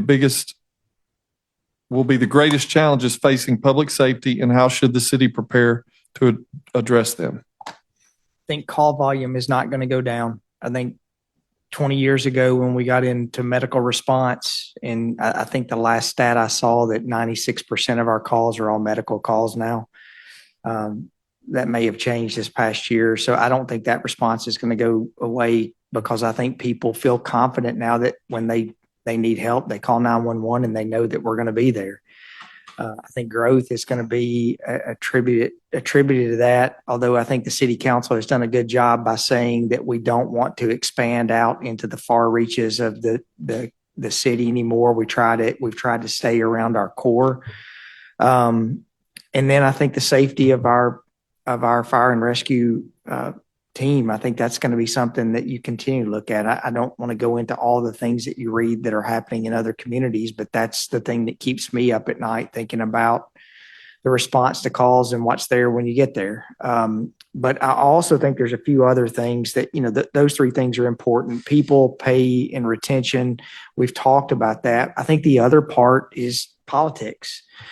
I think that's going to be a significant thing that we have to be mindful of. I got a phone call last week, and there was a comment made a couple of weeks ago about the mayor being a part-time position. I wish it was. I have 2 full-time jobs now, that you wouldn't believe the calls that you get, that like, hey, this is happening in Nashville. We need your help. And so just last week, there was a discussion on charging municipalities for EMS service that we pay through our property tax. And so we got in this whole discussion, and I don't want to rehash things from 2 or 3 or 4 years ago, but my thought was that if you start charging municipalities for EMS service, then exactly what's going to happen is municipalities are going to say, if we're having to pay someone else for it, let's have our own EMS and ambulance service. And so I think those are the things that you pick up the phone and you start calling legislators, and you start calling different people to say, hey, this is what's going to happen. Let's work through that. And we've done that multiple times with the county. We've done that multiple times, being able to partner with our other municipalities in Rutherford County, to be able to partner with our county and find better ways that we can work together. So I think that's something that we can talk about, all these things, but I think you also have to have a leader that will work with other people, and also not be afraid to fight for their department when we need to fight for our department. And many of y'all know me, and I'm not afraid to get the information and don't have any backup when I think that it's right for the city of Murfreesboro and right for our department. So I think those are all things that we're going to be dealing with for the next 5 or 10 years. And we'll be dealing with that 5 years after I'm gone. It'll be something that we continually work with as a city. Thank you, Mayor. All right, Mr. Wooden, we're going to start the next question with you. Question number 7, and this is over capital improvement projects and department growth. Several critical department capital projects, including new stations, training facility improvements, apparatus replacement programs, have experienced delays. If elected, what steps would you take to ensure these projects move forward in a timely manner? Yeah, I believe capital projects are essential to maintaining public safety, readiness, and ensuring city services keep pace with growth. I think the city's recent investments in Fire Station 12, additional apparatus, and fire rescue personnel are positive steps. However, I believe they should be viewed as part of a long-term public safety strategy rather than one-time investments. As I previously stated, though, I don't have access to all the information available to current city leadership or department, so I want to be careful about assigning blame for project delays. but based on the information I've seen, some important public safety projects have taken longer than originally anticipated while the city continues to grow. There's a mismatch there. When elected, I will support regular reviews of major fire rescue capital projects to ensure timelines, funding, project status, and remaining obstacles are clearly understood and communicated. I believe that transparency and accountability are important, not only for residents, but also for employees who depend on these projects to support their mission every day. I also believe growth planning and public safety must occur together. When new development is approved, the city should be evaluating future station needs, staffing requirements, apparatus, replacement schedules, training facilities, and emergency communications capability. Public safety infrastructure should not be forced to keep up or to catch up after growth has already occurred. Apparatus replacement planning deserves particular attention. Fire apparatus are becoming increasingly expensive. Procurement timelines continue to lengthen, and replacement delays can directly impact operational readiness. Maintaining a disciplined replacement strategy helps ensure personnel have the equipment they need when they need it. Most importantly, I view fire stations, apparatus, training facilities, communication systems as investments in public safety, not expenses. They directly impact responder safety, operational readiness, and the level of service residents deserve. When elected, I will advocate for thoughtful, transparent, and accountable capital planning that supports both the current and future needs of the Murfreesboro Fire Rescue as our community continues to grow. Thank you, sir. Councilwoman Scales Harris. Several critical fire department capital projects, including new stations, training facility improvements, and apparatus replacement programs have experienced delays. If elected, what steps would you take to ensure the projects move forward in a timely manner? Okay, first, I'd identify what's actually causing the delays and work to try to remove the roadblocks. I support clear priorities, realistic timelines, and regular updates on progress that is being made. These projects are important to firefighter safety, training, and you maintaining the level of service that our growing community needs and the reputation that we already have, which I'm so proud of. Unfortunately, when you ask for things, one thing I would like to see, and you all do an excellent job of this, is making sure we get the best quality of equipment. Sometimes, the the less discounted or cheapest, it's not always the best. So that'll always save us money if we always get the best, and it'll last for a long time. Unfortunately, this is not only a Murfreesboro challenge, this is a challenge everywhere. I am for looking at other cities to see what they're doing, how they are handling their problems, and maybe grow from that and not necessarily be a carbon copy, but we can take ideas from other cities. When I hear someone say the word delay, I think to people, they have a connotation that this means that we're putting something on the back burner, but we're going to ignore or forget it. And that's not what we do as a council. For our city, delay means, and I want you to keep this in mind when you say, why are you all delaying this? Why are you not doing this? Why are you not doing this at the time you want us to do? It means that we're working behind the scenes. We are making preparation and negotiating, making plans. We are meeting with various players. And most of all, please be patient. I can't say it enough. Be patient, because a lot of work is being done behind the scenes. So just be patient. Thank you, Councilwoman Scales Harris. Mr. Bennett, several critical fire department capital projects, including new stations, training facility improvements, and apparatus replacement programs have experienced delays. If elected, what steps will you take to ensure these projects move forward in a timely manner? I feel like a lot of the questions here revolve around budget and budgetary concerns, and that's important because it's part of the city to make sure the employees get what they need to keep up with the growth. I believe strongly if you make a promise to someone to do something, you got to follow up and do it. And if there's going to be delays, you should hold off on that promise until you know you can make that promise. If you make the promise, make sure you fulfill it. So in terms of making sure that stations get built, making sure capital improvements get done, I've reiterated before that the city might have a limited amount of income from its budget, from taxes, from other ways, but there are other ways to bring money into the city, and for developers and other people involved in developing the land around Murfreesboro need to get involved in that same process. Maybe they built the fire station. Maybe we don't have to take that burden. We pay the people, we buy the equipment, but someone else built the fire station. I would be willing to look into that option to make sure that the promises we make to city employees get fulfilled. Because it's not, if you're going to run something and make sure it gets done a certain way, that once that promise is made, it's got to be kept. Thank you. Thank you, Mr. Bennett. Mayor McFarland, several critical fire department capital projects, including new stations, training facility improvements, and apparatus replacement programs have experienced delays. If elected, what steps would you take to ensure these projects move forward in a timely manner?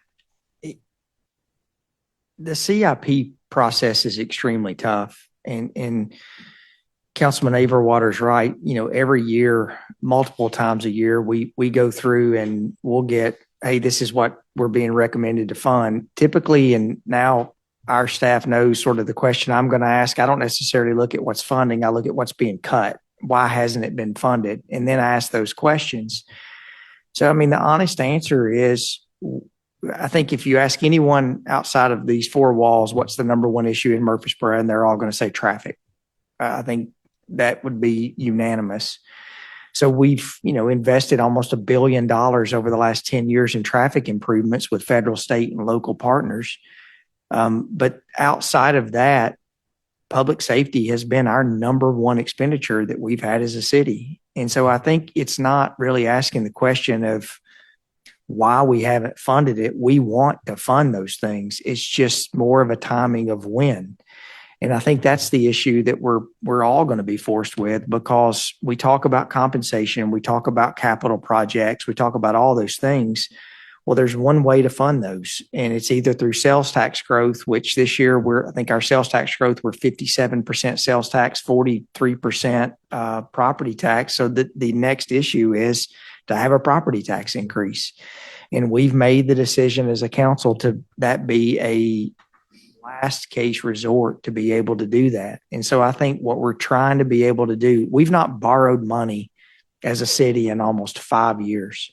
We've been able to use the MED funding. We've been able to use our cash reserves to not borrow money, which means that we don't have to put debt service on our books, which means that we don't have to have money to be able to use for compensation raises, all those things. So we've got $115 million, I think is the number that we have in unassigned funds. 60 million of that is unassigned that we can use. So we're able to leverage that to be able to get these projects going. I think as an elected official, I hope y'all know the number one thing that we have a tough time to do is raising taxes on those that can't afford their taxes to be raised, or someone who's retired. And so I think what we're trying to do is to balance that, to be able to get those things in play. We have, I think, $20 million of debt that rolls off next year, which is going to allow us to be able to bring on many, many more projects. So I wouldn't say that we have delayed those. We've been able to say that this is the timing that we're going to use to be able to get those. And it's just like things we have to do in our house. There's a lot of things I'd like to do in the house, but I just can't do it all right then. We have to be able to phase that, and that's what we're going to do. And I would finish by saying this. We've had a lot of people move into the city. We're nationally recognized for our public safety, for all the things that we have here. So I think there's a lot of things that are going right. We just have to be able to continue to move that momentum forward. Thank you, Mayor. Councilwoman Naverwater. Several critical fire department capital projects, including new stations, training facility improvements, apparatus replacement programs, have experienced delays. If elected, what steps will you take to ensure these projects move forward in a timely manner? Well, to piggyback on what the mayor said, Ashley says all those home projects should be done, Mayor. No, I think it's easy to say they've been delayed because maybe they have been, but timing is everything. I think if you asked the city council 6 or 7 years ago where a new fire station should go, the answer then and the answer now would be different. You know, the west side of town saw a lot of growth the last 15 years, but now we're seeing a little bit of I would call it a resurgence almost in the north side of town. We're seeing a lot of big businesses want to come in and invest on Memorial Boulevard. We're seeing the Cherry Lane extension. So there's this whole opportunity for the north side of Murfreesboro now.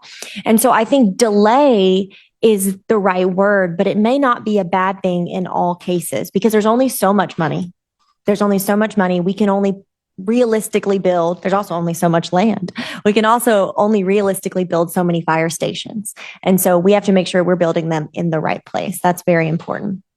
As for apparatuses and other sort of, equipment, I'm sure you all have heard me talk about the Lucas devices. We had one Lucas device on a fire truck in 2023, and I found that to be unacceptable. So what did we do? We went out and we found the money through federal grants, and we were able to purchase, I think so with the first year, we purchased 3 with cash, and then we found $250,000 in federal funding to purchase the additional ones. And now there's a Lucas device, right, on every single fire truck. Do you all know how to use it? Great. Thank you so much for that. Lucas devices are life-changing. The AEDs that we now have put in police patrol cars, we had to purchase 240 of those. Those are really expensive pieces of equipment, as you guys know. And so sometimes delaying is not a bad thing. Sometimes it's more a reallocation of funds. I am not going to sit here and deny that we need a new fire station or that we need to complete our training facility. Both of those things are true. But I want to make sure that we're spending the limited amount of taxpayer money that we have the best way possible right now and for the near future of Murfreesboro. I don't want my property taxes to go up. The public safety officers are already having a hard time living in the city of Murfreesboro because it is so expensive to live here. And if your property taxes have to go up, it just makes it more expensive to live here. And that's something that's really important to me, is that the men and women in our public safety positions, the men and women in our schools, that they live locally in our community. And so I grew up in Eagleville. So I'm a Rutherford County girl, but not in the city limits per se. As a little girl, I lived in Eagleville, and I remember I would see all of my teachers at the grocery store every Sunday after church. Oh yeah, we also all went to church together, right? Because it was Eagleville and there was one church. And that's the kind of community I still want to live in. I want to run in to you all at the Kroger on Veterans, right? I want to see Chief McCluskey at the alley because let's be honest, he's always there. And so I love that community feel, and I want to maintain that. And to do that, we have to keep our taxes low. So I'm all about spending our tax money wisely. I think we've done a really good job of that the last 4 years, which is why we've not had a tax increase.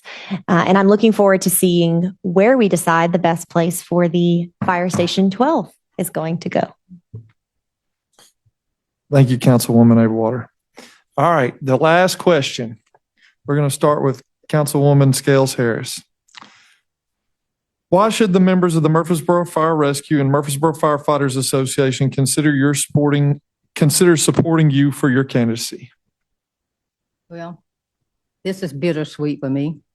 I hope you continue to support me because over the years, you've seen my commitment to public safety.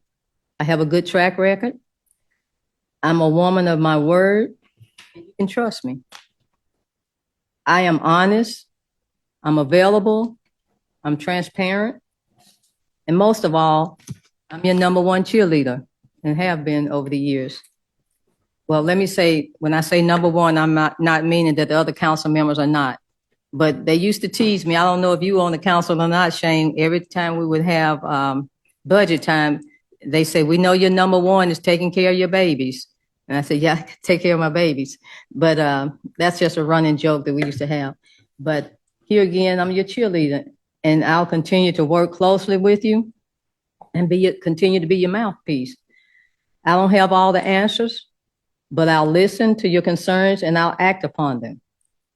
I'll support investments in staffing, equipment, facilities, and pay. My support is not based on promises. It is based on my record that you've seen firsthand. I want to continue to be your voice of choice. A vote for me will be a voice for your future growth, your opportunities, and a vote for your families. When you say goodbye to your families, I think about this a lot. It's not like me saying goodbye to my family or going to work. Your chances are much higher than mine of returning at all or even half safe. And I acknowledge that. By nature, you have to make no thought. You can't just immediately stop and think about something when you're on a case, when it's a life and death situation. You have to make that 1 second choice, and you will be dealing with someone's life. And for that, I really respect you and your training. I thank you for all your sacrifices and commitments, and most of all, your passion for everything you do, because you have to have that passion for us to have the reputation that we have. I would sincerely appreciate it if you get your friends, your family, and everyone to vote for me in this upcoming election. Just remember me as a small fruit fly. You peel me back, that means an issue comes up, and out of nowhere, I'm all over it.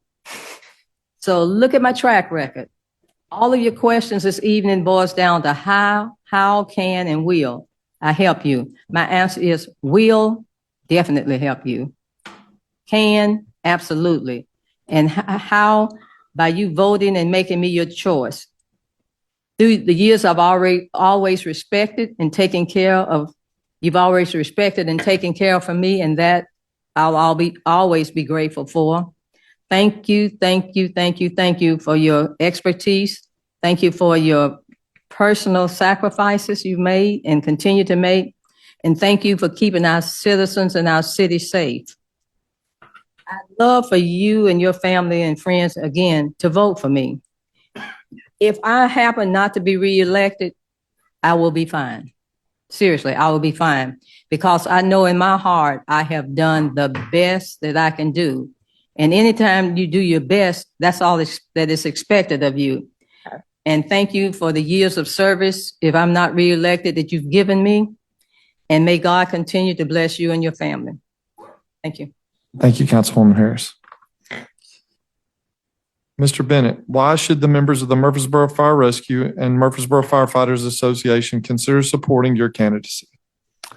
Let me start by saying there's probably a lot of reasons why you shouldn't vote for me, because I'm the new guy on the block, right? I don't have the experience that Mayor McFarland does.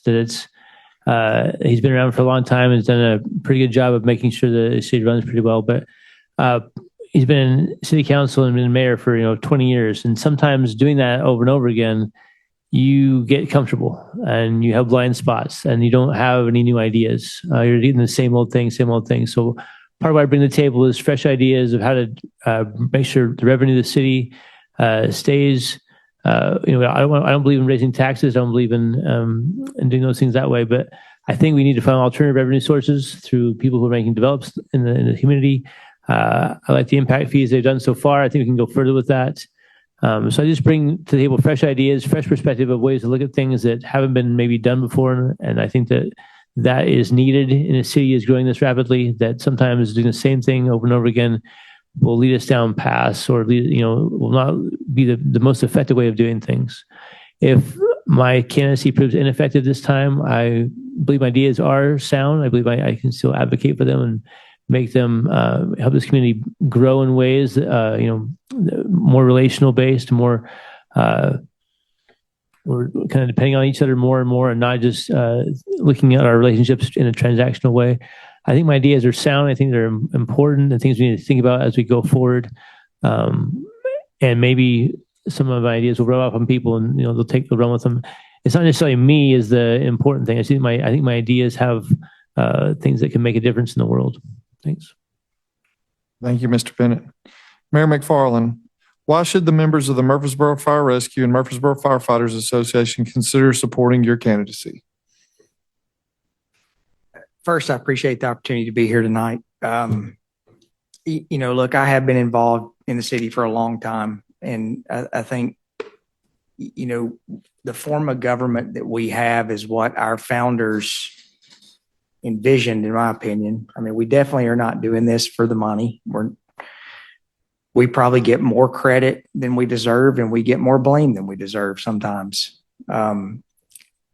So, I mean, you do this because you love it and you enjoy your city. And so I think we have a great team on the city council. We're better now than we were a month ago. We'll be better next month than we were this month. We continue to learn. I'm more excited about where we are as a city than we have ever been. This is nothing against the other city managers that I've worked with before, but Darren Gore is one of the most analytical and pragmatic leaders I've ever been around.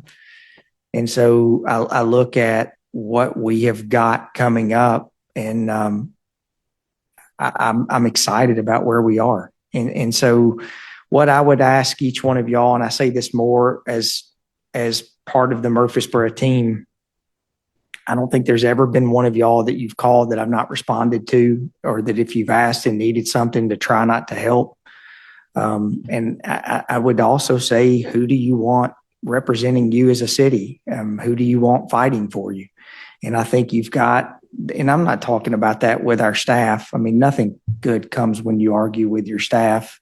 I think what we have to be able to do is to show the ideas that we have, the progress that we want to make, that we need to push that forward in the direction that we want. And that's the way our form of government is set. So I don't do this for legacy. There's a lot of other things that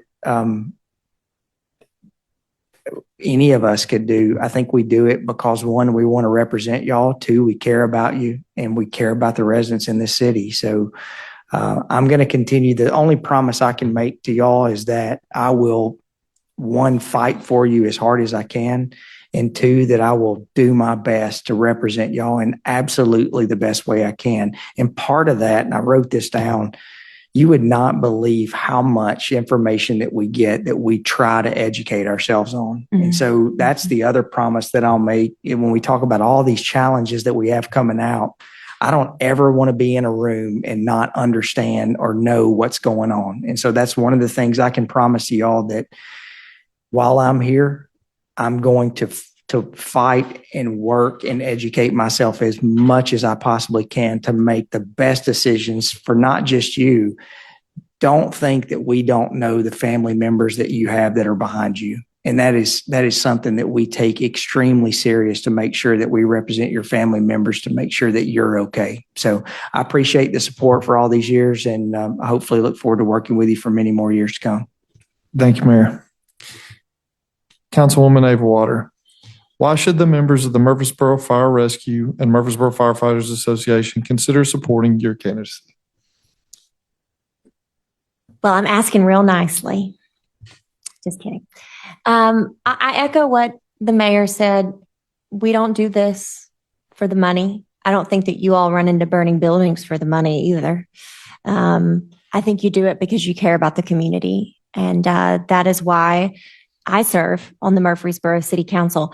I'll be honest with you, my husband's waiting in the front row, thinking how we missed our dinner reservation already. And that's what it's like to be married to a member of the city council, because there are nights he has sat alone at a restaurant because I said, "Oh, babe, it's going to be a short meeting tonight." And it was 8:15 by the time I got to dinner. This job is thankless in a lot of ways, even though I will say a lot of people in this room thank us regularly, and we appreciate that. It may be thankless, but it's the joy of my lifetime to get to sit here. I don't know that I hope that I sit here as long as Miss Scales Harris has. She is a legend in public service, without a doubt. And I'm so happy to be running with her for 4 more years. She was pretty hard on me 4 years ago, my first time running, and then she warmed up to me. But I'm proud of where we've gotten as a council. And I was telling Alan, my husband, on the way over here, running as an incumbent for city council is so much different than it was when I ran 4 years ago, because I am running on what I've done in the last 4 years and what this council has done. And I'm proud of it. And the things I'm not proud of, I will be the first to admit it. The mayor and Ms. Scales Harris know that I don't keep my opinions to myself, whether he likes it or not, right, Mayor? And I can sit up here today and be proud of the work that we've done, and also say with an open heart that there is still so much left to do. Response times are important. Infrastructure for you all is important. Compensation is important. All of those things benefit our community. And so I'm asking for not only your support, but also your vote on August 6th, because I believe that I was put in this position on this city council in Murfreesboro, Tennessee, for a very specific reason. I think that my husband was put in my life for a specific reason. I think that on that day in September in 2023, he collapsed and you all saved him for a very specific reason. And it is my honor to be up here today. And so thank you for all the support that you've given us. And I look forward to 4 more years. Thank you, Councilwoman Avewater. Mr. Wooden, why should the members of the Murfreesboro Fire Rescue and the Murfreesboro Firefighters Association consider supporting your candidacy? So first of all, I'd like to thank the association for putting on this forum, all the work that went into it. I know it's extra time off your schedule, and I truly appreciate the invitation to be here to talk to you all. I think it was critical, and I feel honored. I believe I offer something unique as a candidate. I think when you look at my military service, my fire and emergency medical services experiences, my crisis response, my higher education experience, my overall leadership and policy development, I think all make me very well suited to serve on the city council. I think few candidates can talk firsthand and understand from a firsthand experience what it's like to respond to emergencies, what it's like to hear the tones go off at 2 a.m. after you just went to bed at 1:30. Or you're in the middle of dinner and 3 hours later, after back-to-back calls, what that's like. And I understand why training is important. I understand why apparatus is important. I understand why long-term planning is important, right? I think when you look at managing complex incidents and how that works and how that affects you on a day-to-day basis are all important things to consider. And I have firsthand experience in that. I also understand balancing public safety needs against fiscal realities. I spent 22 years in the Navy, 19 years as a volunteer paramedic and EMT, and then a reserve deputy sheriff. I've led emergency management organizations, events. I've been incident command. I have run emergency communication centers. All of those left me to work alongside firefighters, dispatchers, law enforcement officers, emergency managers, healthcare providers, and elected officials. Those experiences taught me public safety is not and cannot be simply another line in a budget. It is one of the government's fundamental responsibilities to ensure public safety is strong, modernized, and valued. My campaign's built around responsible growth, public safety, transparency, accountability, and practical decision-making. I will bring those principles to the council if elected. I will listen, ask informed questions, evaluate facts objectively, and advocate for policies that help Murfreesboro Fire Rescue continue providing the high level of public safety service that residents have come to expect and those residents deserve. I believe you should support me because I understand public safety from firsthand experience. I respect the work you do. I will work hard, ask necessary questions. I want to make sure that as Murfreesboro grows, so do your capabilities, and they have to be on par. I can't promise that you're going to hear or that I'm going to give every promise that you want to hear, but I will promise to be transparent, to listen, to make decisions based on facts rather than politics. At the end of the day, my approach to public service is simple. I believe public service is a privilege, not a right. I believe that elected officials work for the people that elected them, not the other way around. So my responsibility as your councilman is to listen, to be transparent, and to make decisions based on those facts, right? I need to ask questions, make informed decisions, and always remember who I represent. Thank you again for your time, your service, and your commitment to protecting the cities of Murfreesboro. My name is Jeff Wooden. I'm running for Murfreesboro City Council, and I would appreciate and be honored to earn your support and your vote on August 6th. Thank you, Ms. Wooden. That actually concludes the forum, but in closing, I would like to thank each and every one of you. Your answers were the most prepared I think we have ever seen at one of our forums. So thank you so much. And one last thing, democracy, when nobody runs for office, democracy fails. And that being said, y'all's commitment to run, the incumbents to run for reelection, and the newcomers seeking office, it says a lot. And we do appreciate you coming and wanting to serve our community. Thank you so much. Thank you. You got anything else, Mr. Adams? All righty. Thank y'all.